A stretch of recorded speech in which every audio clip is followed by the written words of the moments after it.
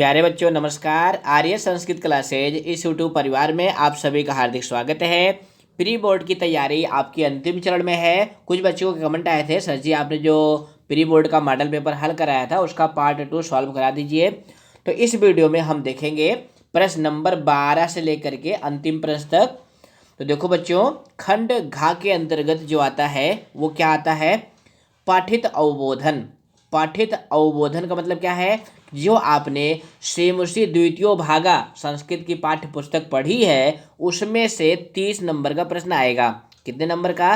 30 number का। इसके अंतर्गत प्रश्न नंबर 12 में क्या आएगा? जो आपका कथा वाला भाग है, ध्यान से सुनिएगा, यही सब बातें पेपर में आपको याद करनी है कि प्रश्न कैसे आएगा। तो प्रश्न नंबर 12 में जो आपका कथा वाला पाठ है, अब आपके सिलेबस में कथा वाले कौन कौन से पाठ हैं?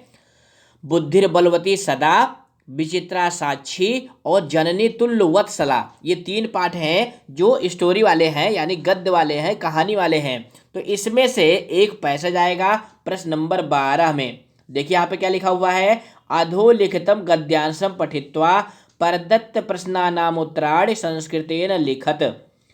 अनुच्छेद पढ़िए और इसके नीचे दिए गए प्रश्नों के उत्तर आपको लिखना है। ये कितने नंबर का है? 5 नंबर का है।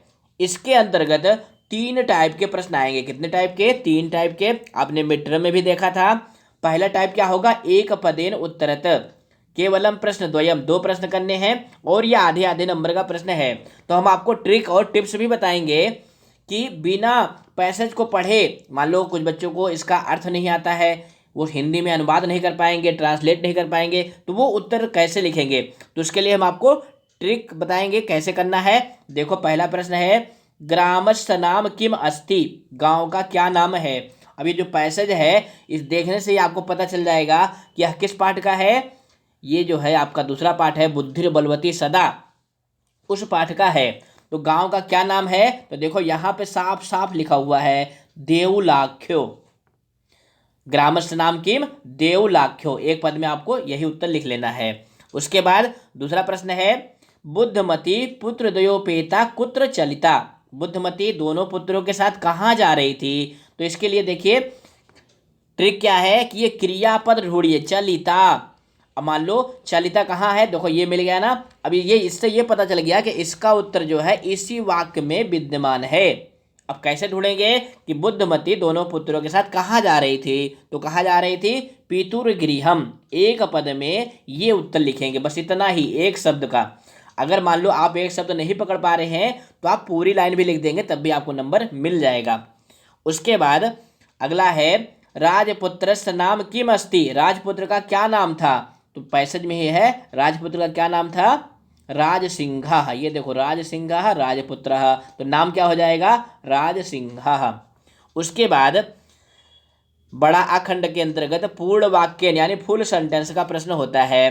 पहला है, सा पुत्रो चपेटया परिहृत किम जगाद, वह दोनों पुत्रों को चाठे से मारती हुई क्या बोली? अब इसमें क्रियापद क्या है? जगाद। अब जगाद को पैसेज में ढूंढिए, जगाद कहाँ है?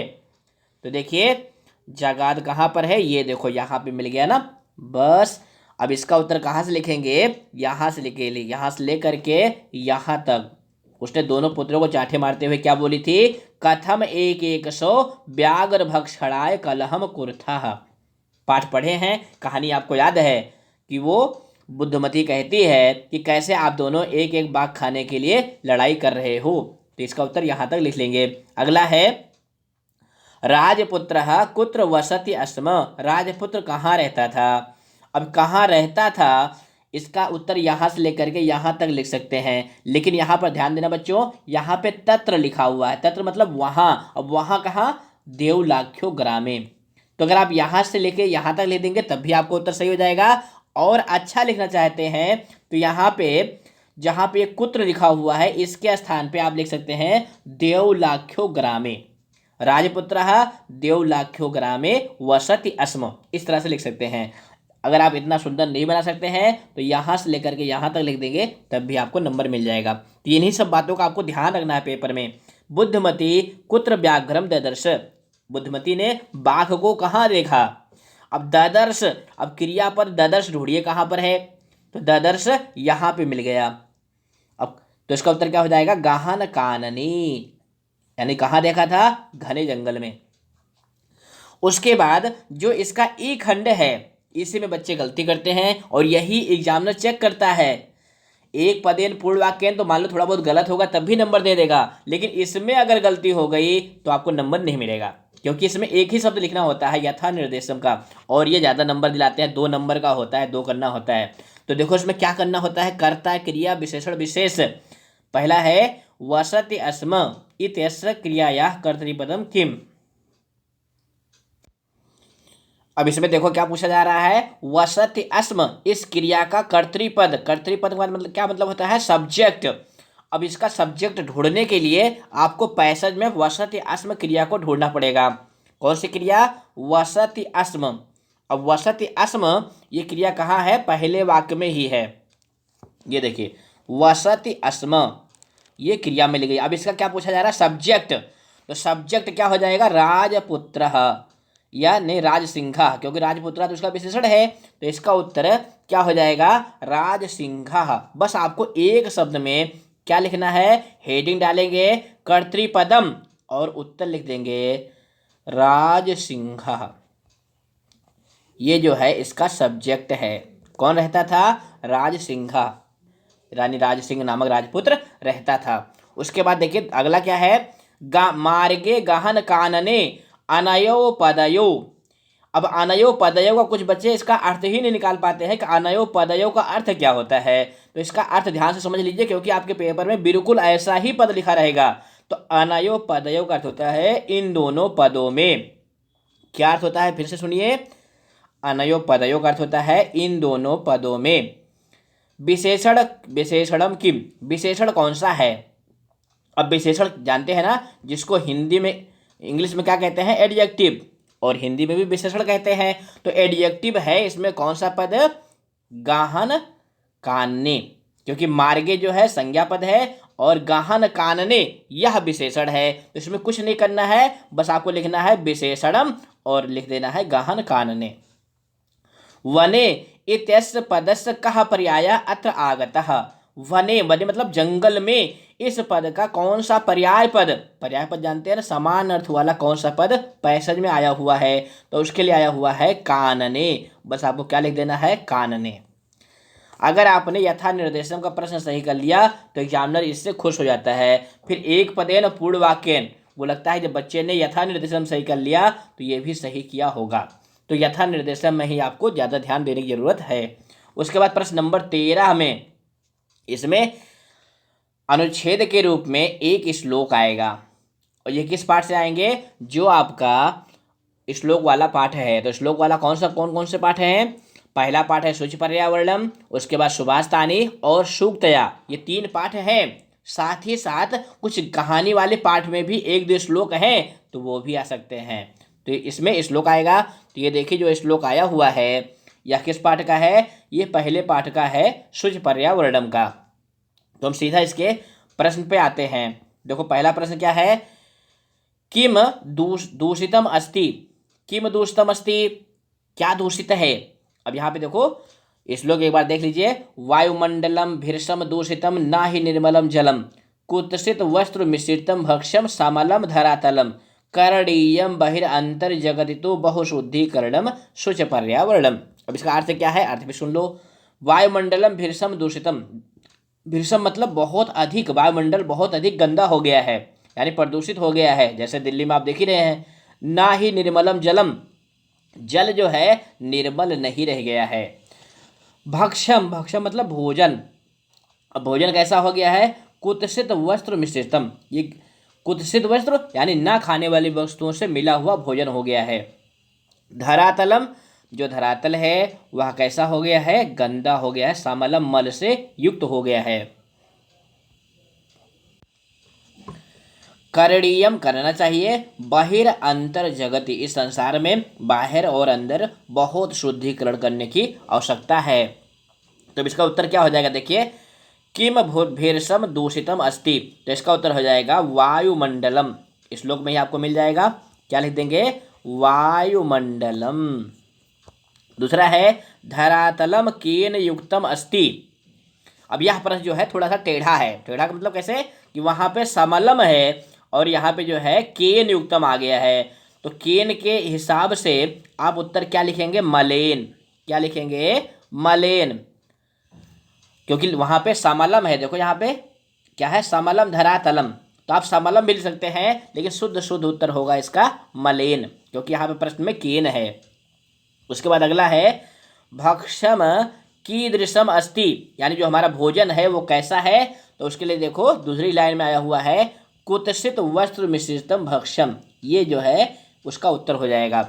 इसके बाद फुल सेंटेंस का यानी पूर्ण वाक्य का प्रश्न है कीदृशम जलम ना अस्ति, कैसा जल नहीं है। अब यहाँ कीदृशम को हटा करके क्या लिख देना है, निर्मलम।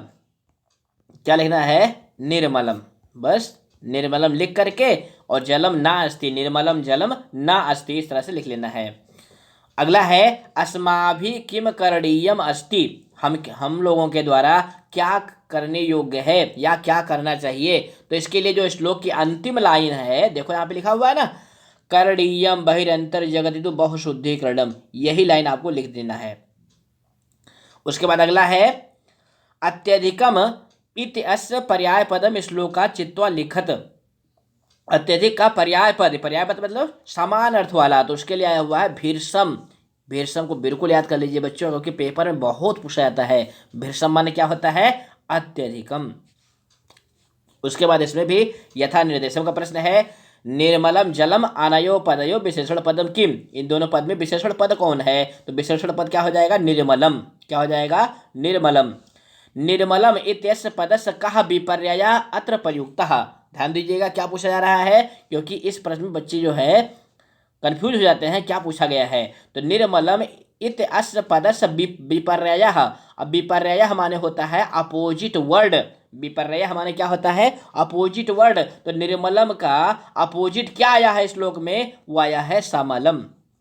निर्मलम मतलब होता है मल से रहित, यानी गंदगी से रहित, और समलम का अर्थ होता है गंदगी से युक्त।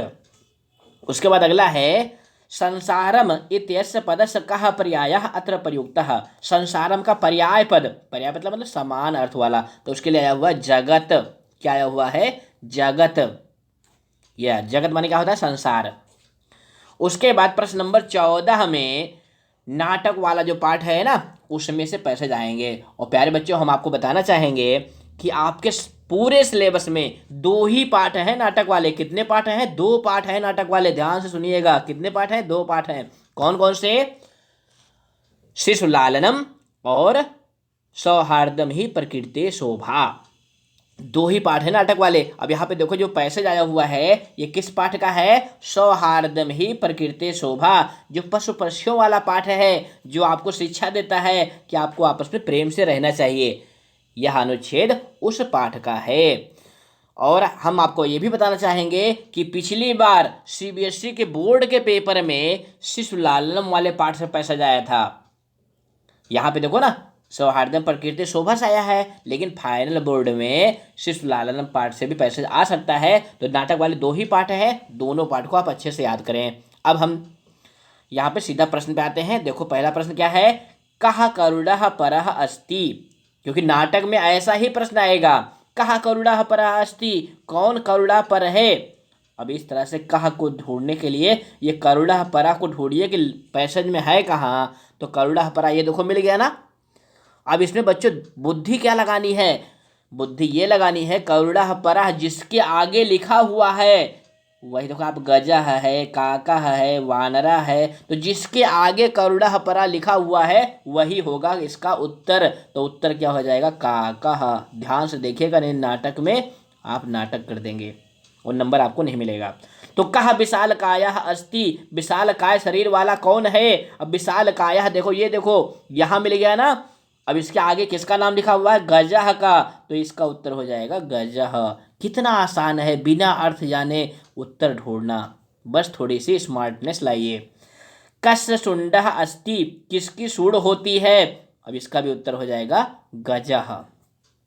है ना आसान, संस्कृत में उत्तर को ढूंढना। उसके बाद फुल सेंटेंस है कः सिंहम शुंडेन मारिष्यति, कौन शेर को सूंड से मारेगा। अब सूत्र से कौन मारेगा, यहाँ पे कह को हटा करके केवल क्या लिख देना है, गजह। गजह को रख करके पूरा वाक्य वैसे लिख देना, आपका उत्तर पूरा हो गया। अगला है, कहा गजस पिच्छम बुधूय वृक्षो ऊपर आरोहति। कौन हाथी की पूंछ को खींच कर पेड़ पर चढ़ता है। अब इसका उत्तर देखो ना, पैसा भी मिल जाएगा और वैसे भी देखो ना, यहाँ पे देखो गजस पिच्छम विधूय वृक्षो ऊपर आरोहति। अब ये किसके आगे लिखा हुआ है, वानरह के आगे लिखा हुआ है। बस यही तो करना, यही तो स्मार्टनेस दिखानी है। यहाँ पे आपको क्या करना है, यहाँ पे आपको वानरह लिख देना है और उसके बाद के जितने भी पद हैं यानी जितने भी शब्द हैं उनको वैसे के वैसे लिख देंगे, आपका उत्तर पूरा हो जाएगा। अगला है, कह पिकस संतति पालयति। कौन कोयल की संतति को पालता है। तो इसमें क्या करना है, कह को हटा करके काकह लिख देना है। क्या लिख देना है, काकह। यानी कोयल के बच्चों को कौन पालता है, कोयल पालती है। काह का लिख करके पूरी लाइन लिख देंगे। अब इसमें भी जो ई खंड होता है यथा निर्देशम का, इसे पे आपको ज़्यादा ध्यान देना है। इसमें क्या कहा गया है, पिकाह इत अस्य कर्तृपदस्य क्रिया पदम किम।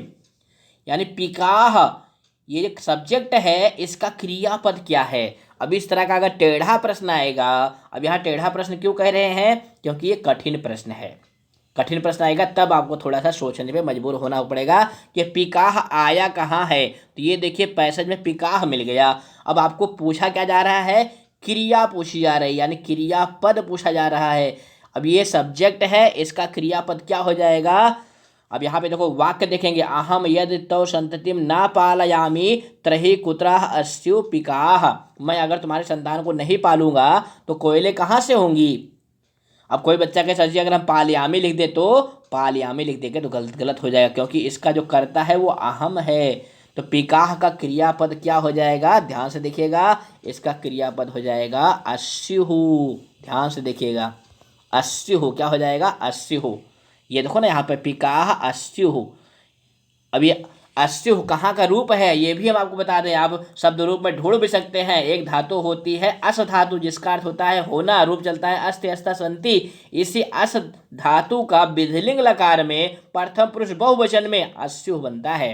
तो क्रियापद क्या हो जाएगा, अस्युहु। ये थोड़ा सा टेढ़ा प्रश्न था, कठिन प्रश्न था, तो उसके लिए हम आपको ये भी बताना चाहेंगे कि इस प्रश्न में 3 होते हैं, 2 करने हैं। तो अगर इस तरह से कोई टेढ़ा प्रश्न आ गया, कठिन प्रश्न आ गया, तो आप उसको छोड़ के नीचे वाला कर लीजिए। करुणा परः पक्षी सम्राट काकः एषु पदेषु विशेष पदम किम। अब विशेष पद क्या होते हैं, जिसकी विशेषता बताई जाए। और ये पद कैसे होते हैं, ये संज्ञा पद होते हैं। तो संज्ञा पद इसमें कौन सा हो जाएगा, काकः। समझ गए ना, बहुत बढ़िया। इसके बाद प्रश्न नंबर 15 में प्रश्न निर्माण का प्रश्न आता है। कौन सा प्रश्न आता है, प्रश्न निर्माण का प्रश्न आता है। रेखांकित पदान आधारित समुचित प्रश्न निर्माणम कुरुत। इसके लिए हमने अलग सी वीडियो अभी कल ही अपलोड किया, परसों अपलोड की है, आप उसको जरूर देखें।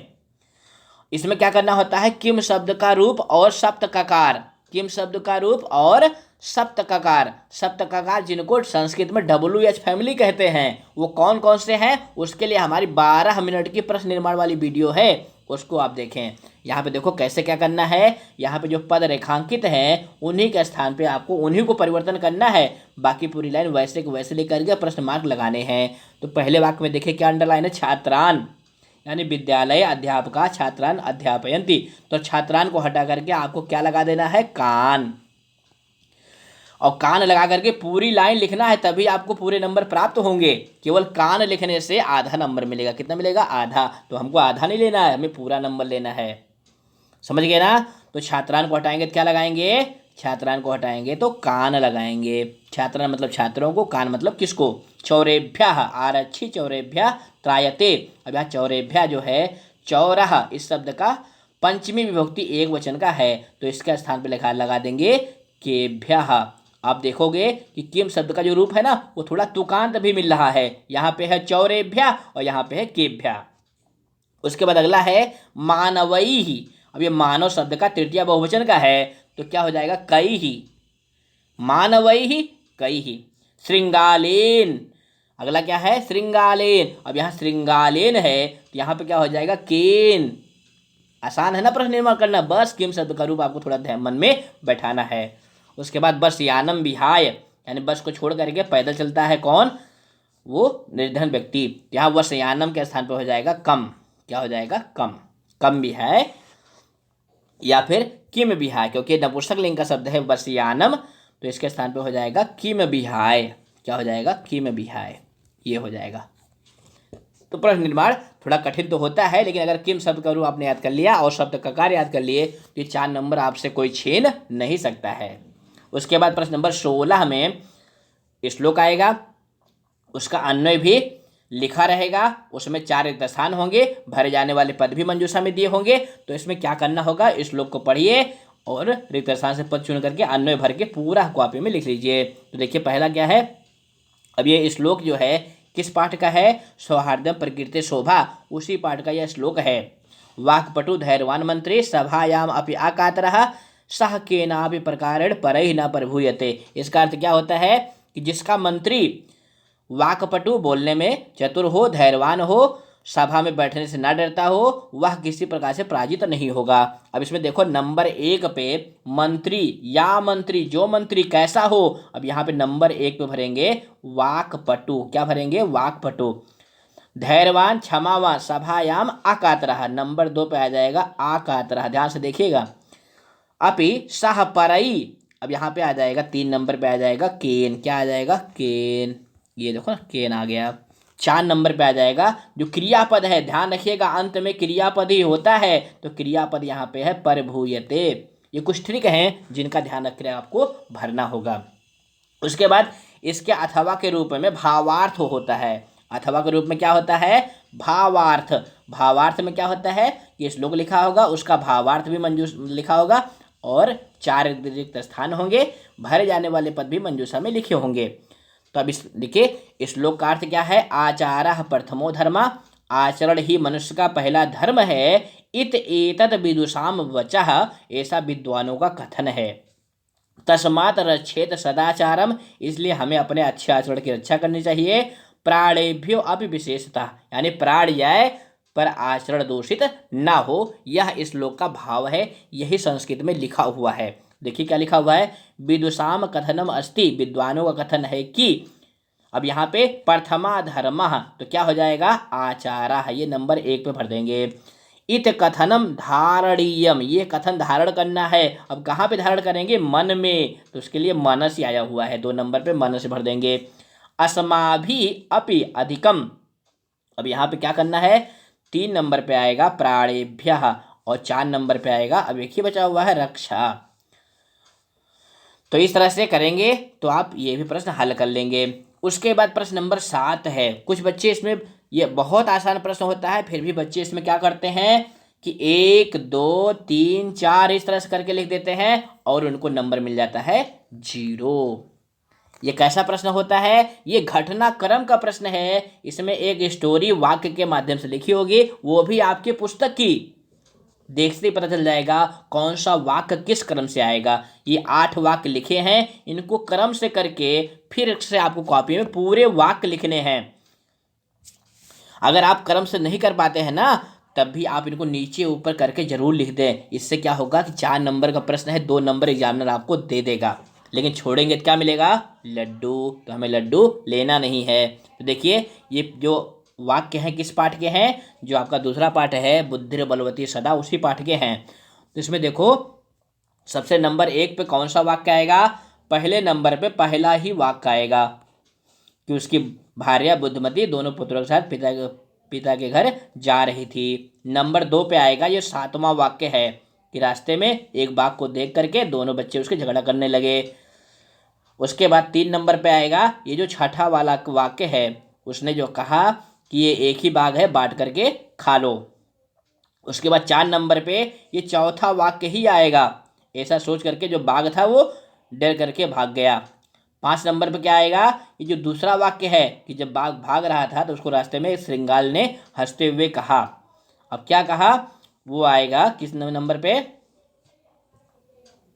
दूसरा वाक्य कितने नंबर पे था, 5 नंबर पे था। यहाँ पे देखो ना ये 5वें नंबर का वाक्य है। उसके बाद 6ठे नंबर पे ये जो 5वां वाक्य है ये आएगा कि श्रृंगाल ने उससे कहा कि आप कहाँ भागे जा रहे हैं। उसके बाद 7वें नंबर पे ये तीसरा वाक्य आएगा कि तुम मनुष्य से डर रहे हो, ये आएगा नंबर 7 पे। उसके बाद अंतिम वाक्य जो है अंतिम नंबर पे आएगा। तो इस तरह से आप पेंसिल से या पेन से ही पेपर में ऐसे नंबरिंग कर लेना। उसके बाद कॉपी में पहले नंबर पे पहला वाक्य, दूसरे नंबर पे दूसरा वाक्य, तीसरे नंबर पे तीसरा वाक्य, इस तरह से लिखेंगे तो आप 4 में से 4 अंक जरूर प्राप्त करेंगे। उसके बाद प्रश्न नंबर 18 आता है।